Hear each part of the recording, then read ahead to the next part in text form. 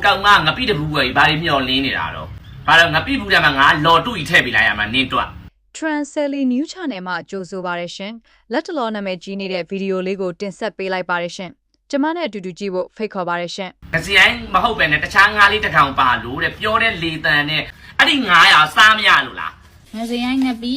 တဲ့မရောဘူးတဲ့ဘာမှတဲ့ဒါကြီးကဘာငါကြီးတော့မဖေရောမှမဆဲနေကြရနားနေကြရရှင်တို့မကောင်းရင်မွဲစားနေပေါ့လေမကောင်းတယ်ဆိုလို့ဝယ်စားရလေနာလို့ရှိရင်ဖေနဲ့ငုံနဲ့စောက်ပြီးသေမင်္ဂလာပါမျိုးတို့ရေဒီရေးတစ်ဆက်ပေးမဲ့တဲ့ရင်က line ပေါ်မှာနာမည်ကြည့်ပြီးပွဲဖြစ်နေကြတဲ့အလင်ငပိတဲ့အောင်ချမ်းအေးစီကငပိတကူကိုဒီမင်းကလေးကဝယ်သွားရတယ်ပေါ့နော်ငစရန်ငပိလို့ပြောပြီးတော့ပေါ့နော်ဒီငပိဘူးထဲမှာတခြားငါးပါလာလို့ဒီမင်းကလေးကဒါ line ပေါ်တင်ပြီးပွဲရှာလို့ပေါ့နော်ဒီနေ့မှာတော့ဒါဆယ်လီအောင်ချမ်းအေးကပြန်လဲတုံ့ပြန်လာတဲ့ရုပ်သံပြီးမှတန်းလေး line ပေါ်မှာတော့သူတို့နှစ်ဦးဒါအနေငယ်ပုတ်တိုင်းမှုဖြစ်ပွားနေတာပေါ့ဗျာကျွန်တော်တို့ B file လေးကိုရင်ဖွင့်ပြမယ်ပြီးမှ reaction ပြန်လုပ်မယ်။ဒီပါအောင်ပြောပါအောင်မနေ့ကမှတွေ့ရလို့တွေ့တော်တယ်မှာဟုတ်ကောင်ငါပြတဲ့ဘူးကြီးဘာတွေမျောလင်းနေတာတော့ဘာလို့ငါပြဘူးတယ်မှာငါလော်တူကြီးထည့်ပေးလိုက်ရမှာနင်းတွတ်ဘာထည့်ပေးလိုက်ရမလားမယုံမသိပါကွယ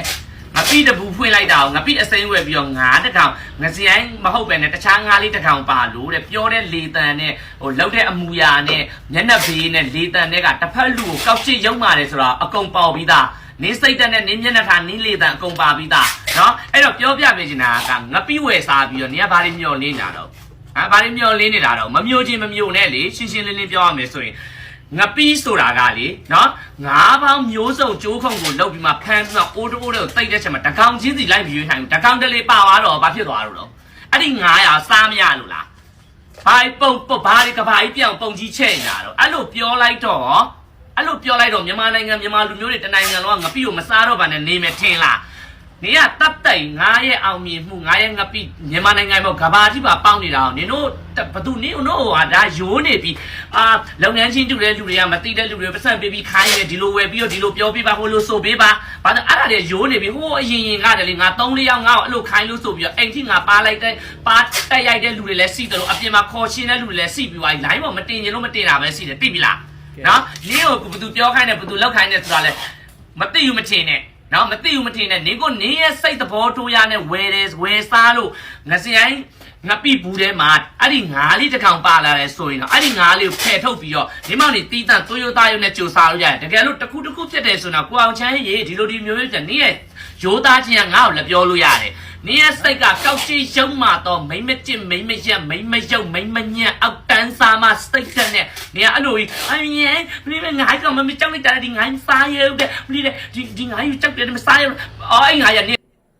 ်နော်ဖယ်ထုတ်လိုက်ဘာမှဖြစ်ဘူးအဲ့ထဲပါအဲ့ငါစရိုင်းဒီငါပြဘူးတဲ့ဘောကွယ်တခြားငါးလေးတစ်ကောင်အဲ့ငါးရအသက်ရှင်မိနစ်ဖယ်ထုတ်လိုက်ဖယ်ထုတ်ပြီးတော့ကိုကြိုက်တဲ့ဟာပဲကြိုပြီးတော့စားပြောချင်တာဒီလောက်ငါးကွယ်တက်အသိမ်းမွားတွေပင်လေတွေကသိမ်းပေါင်းတောင်းပေါင်းဖမ်းပြီးတော့တိုက်တဲ့ငါပြီအိုဒီဟာလေးပါတာအပြည့်ဖြစ်သွားတာကဘာကြီးဖြစ်သွားတာကြိုက်တလောက်ငါ့ကိုတိုက်ခိုက်ကြိုက်တလောက်ပြောကုံတယ်ချင်းတူတဲ့လူပဲဖြစ်ဖြစ်ငါ့ကိုမနာလို့လဲကြိုက်တလောက်တိုက်ခိုက်ငါဆိုတာကလေဘဝမှာဖြုံလဲမဖြုံစိတ်လဲစိတ်ဝင်စားအောင်နော်နင်းပြောညီလာနင်းရီကြည့်ရင်ညီလာလို့နော်အဲ့တော့ငါပြီဘူးထဲမှာလည်းတကောင်တလေကတခြားငါးတကောင်တလေကပါမှာပေါ့ငါပြအောင်ဆိုပြီးစေတနာနဲ့ငါရောတော့ပြီးတခါတည်းမွမွေးလေးပြစ်လေးပြောင်းငါလောက်ထားငါပဲသိတယ်လေနင်းမကြိုက်ငါ့ကိုလည်းပြောနေပါငါစားရငါရအဲ့ငါဟုတ်ပြီလားဖဲထုတ်လိုက်ကောင်းပါနော်မလို့နေတော့ဒီဟာတော့မြင်ရသေးတယ်ကွာအစိမ်းတော်မှာအသိစားလေးဆိုဘာငါးတွေလဲကြိုထားတယ်နုံမြင်ရတာတွေ့ရလားပြောကြည့်ပါကောင်းပါမလို့ဒီမှာပြနော်ချမ်းအေးနော်ကျိုးတယ်ငစရိုင်းငပိတဲ့မရောဘူးတဲ့ဘာမှတဲ့ဒါကြီးကဘာငါကြီးတော့ဒီငါကြီးကဘာငါကြီးတော့ဒါကြီးကဘာကြီးတော့ပြီးတော့နော်ဒါကြီးရောဒီငါကဘာငါတော့ငါရဘာငါတော့ပြောလေငစရိုင်းဆိုငစရိုင်းစစ်တွေဆိုငစရိုင်းမိုက်ဆိုဘာတော့ကျုံမပြီးငပိကကြိုလိုက်လို့ရှိရင်နက်လည်းမနက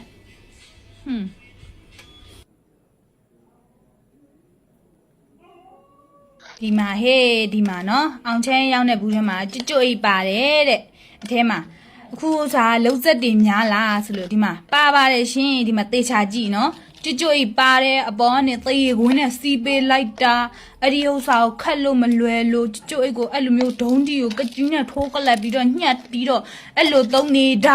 နော် မလေးဟမ်ပြောရရှင်ဒီပေါ်ရှင်တော့ဘာဖြစ်နေကြလဲကျမစီပီလိုက်ကျမဖေရောမောင်နဲ့ဆဲနေကြရတော်တော်နာနေကြရတယ်ရှင်တို့မကောင်းရင်မဝဲစားနေပေါ့လေမကောင်းရင်မမြူနေပေါ့မကောင်းရင်တော့ဘယ်တော့ဝဲစားမှာတော့ကောင်းတယ်ဆိုလို့ဝဲစားရလေနော်ပြီးငပိလေးတပူးနဲ့ဟိုလိုက်ပြီးအတန်းရှင်းရှာနေရဆိုရအောင်လေတန်းရှင်းလည်းမရှာဘူးဒါမဲ့ဒီငပိကမကောင်းမှလို့မပြောပါဘူးနော်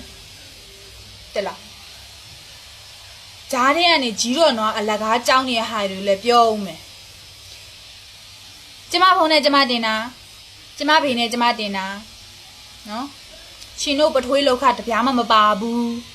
နော်အဲ့မှာနာလို့ရှိရင်ဖင်နဲ့ငုံနဲ့စောက်ပြီ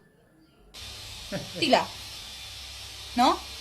ငါစရိုင်းငပိမို့လို့ငါစရိုင်းငပိကိုဝယ်စားတယ်နော်ရောက်လာတော့ငါစရိုင်းနေမဟုတ်အမှငါခုပါလာတယ်ငါခုကစားလိုက်ရင်သေမာလားလို့ပြောအောင်လေဟုတ်တယ်မတဲ့လို့သိလားနော်ဟုတ်တယ်ငါစရိုင်းချက်ငါစရိုင်းငါတော့စားလို့ဟုတ်တယ်ရှင်တို့ပြောလို့မသေးဘူးစားလိုက်ဆိုတာဟုတ်တယ်မတဲ့လို့နော်တဲပဲနော်အဲ့လိုတဲရှင်းရငပိပဲပမှာပေါ့ဆိုအောင်ငါတဲ့ငပိလေရောငပိဆိုရောငပိလို့ပြောရအောင်ပေါ့ဒါလည်းဟုတ်တာပဲကြာနော်လာပြီးတော့ကြီးတော်နာလကားကြောက်နေတဲ့ဟာရင်းနဲ့နော်အမနာလို့ရှိရင်လဲသိဖိနေငုံနဲ့စောက်ပြီးသိငစင်ငိုင်းငပိရေဆိုပြီးတော့လေတခြားငါးတွေပါလာလို့ကစတမာတင်ထားတဲ့အကြောင်းသိပြီးသွားပြီလားလာဆဆုမပရိုရှင်စိုက်တဲ့နေရာမှာစိုက်တယ်လို့ဒါနေရာယူလိုက်တော့နော်အဲ့တော့အဲ့ကစတမာတင်ထားတဲ့ဟာကိုအရင်ပြောပြမယ်အဲ့တယောက်ကသူကငစင်ငိုင်းငပိရေဆိုလို့မှာလိုက်တာပေါ့နော်အဲ့မှာဆိုလို့ရှိရင်အဲ့သူကအဲ့ဘူးဖောက်ပြီးတဲ့ခါကျထည့်လိုက်တဲ့အချိန်မှာအဲ့ဒီငခုလိုမျိုးလို့ပြီးတဲ့ခါကျငရမ်းလိုမျိုးလားမသိဘူးအဲ့လိုမျိုးတွေပါလာတဲ့ခါကျတော့တချို့တွေကဆိုမြန်မာတွေမှာဆိုလို့ရှိရင်ဗုဒ္ဓဘာသာအယူကတချို့တွေဆိုလို့ရှိရင်ငခုကအသားစားတဲ့ငါးမို့လို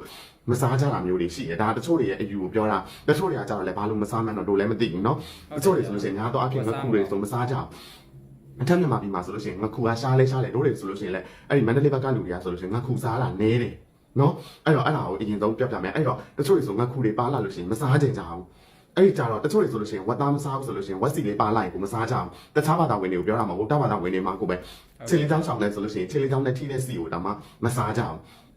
အဲ့လိုပဲအဲ့ဒါကိုအဲ့လိုမျိုး तू က line ပေါ်မှာတင်ပြီးတော့ပြောတယ်တခြားငါးတွေမှာပါနေတယ်ဆိုတဲ့အကြောင်းအဲ့တော့နောက်ထပ်ဗီဒီယိုတစ်ခုကနေပြီးတော့ပြန်ထားတယ်เนาะဒါကကြတော့သူများဖင်ကိုမားတဲ့ဗီဒီယိုတင်တဲ့ဟာပေါ့เนาะအဲ့ဒါငါဖယ်လေးပါလို့ပိုးတောင်ချို့သေးတယ်ဆိုပြီးတော့အဲ့လိုမျိုးဈေးတဲ့အဆွဲအပွားတွေလေအမလန်စနစ်လိုမျိုးပုံစံမျိုးနဲ့ရောင်းတဲ့ဈေးတဲ့အဆွဲအပွားတွေအဲ့ဈေးတဲ့အဆွဲအပွားတွေကကြုံပြပြီးတဲ့အခါကျတော့သူများကိုရိုင်းဆိုင်နဲ့ပြန်ပြီးတော့ပြောထားတာမစားဘူးလို့နေမှာပေါ့လို့ comment တွေထဲမှာเนาะမစားဘူးလို့နေမှာပေါ့လို့မဝယ်ဘူးလို့နေမှာပေါ့လို့အဲ့ဒီစားသုံးတဲ့ customer ဘက်ကနေပြီးတော့တင်ထားပြော customer ကိုပြန်ပြီးတော့ပြောထားတာအဲ့လိုမျိုးတွေလေမဖွဲ့မရတယ်အဲ့တော့နံပါတ်1အနေနဲ့ပြောရမယ်ဆိုလို့ရှိရင်ငစင်ရိုင်းငပိရေကိုတခြားငါရောတယ်ဆိုလို့ရှိရင်ငစင်ရိုင်းငပိရေကိုတခြားငါရောတယ်ဆိုလို့ရှိရင်ငစင်ရိုင်းငပိရေလို့မတက်နဲ့လေဟုတ်တယ်မလား customer ငစင်ရိုင်းငပိရေဆိုလို့ဝယ်စားတာမဟုတ်လားအဲ့ဒီကလေးကလိန်လေပြီးတော့ရောင်းတာပဲမိစ္ဆာအာဇီဝမြောက်နေပြီဒါဘယ်သူမှလိုက်လို့ပြောတာမဟုတ်နောက်ပြီးတော့တဲ့ခါကျတော့ရှင်တို့ပြောတယ်လို့ဘူးတစ်ထောင်မှတဘူးပဲပါဘူးတစ်တောင်းမှတဘူးပဲပါ customer အစင်မပြေလို့ပြောတယ်ဆိုလို့ရှိရင်လက်ခံပြီးတော့ဖြည့်ရှင်းပေးရမယ်အဲ့ဒီအမကိုတွားပြီးခါကျအမရေအဲ့လိုမျိုးအစင်မပြေလို့အတွက်ဘယ်လိုများဖြစ်ပြရမလဲဘဝများဖြစ်အခုကအဲ့လိုမျိုးမဟုတ်ဘူးအောက်ဆွဲတွေကလာပြီးတော့ဝိုင်းကြိုက်ကြတာမြန်မာပြည်ကရှင်တို့အဲ့လိုလုံးလို့ business ကရှင်တို့ business ကဖြစ်မြောက်မယ်လို့ထင်နေရလားနော် line ပေါ်မှာ sell ဖြစ်အောင်အရင်လို့ဟိုပစ္စည်းထုတ်ရအောင်ဒီပစ္စည်းထုတ်ရအောင် business အကြောင်းဘာနားမလဲညာနားမလဲနဲ့အမေသူတို့ကိုသူတို့ business owner တွေလောက်ကြဒါအဲ့ငါပြည်တောင်းတဲ့အတဲ့ကိုပြောတာမဟုတ်ဘူးနောက်ထပ်လုံးမဲ့သူတွေကိုပြောတာနော်ပြီးကြတဲ့ခါကျတော့ဟို350ပေးရတဲ့တို့330ပေးရတဲ့လူတွေရဲ့တင်တန်းတွေကိုတက်အမယ်တက်ပြီးတဲ့ခါကျသူတို့ကိုသူတို့ကုတ်အင်ကြီးတွေ